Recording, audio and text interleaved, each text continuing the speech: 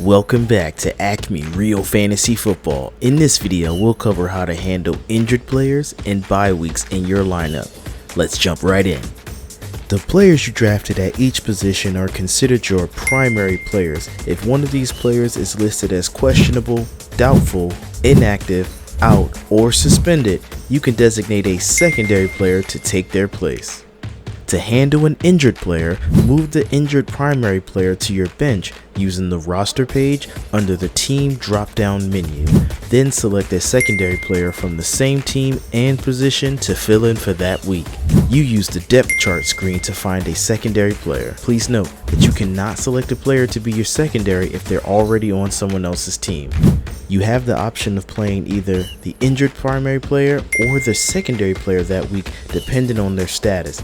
If you want to make the secondary player your new primary, simply drop the injured player and promote the secondary to primary. If your primary player has a bye week, place them on the bench using the roster screen, then select a replacement player from any other team that has a game that week.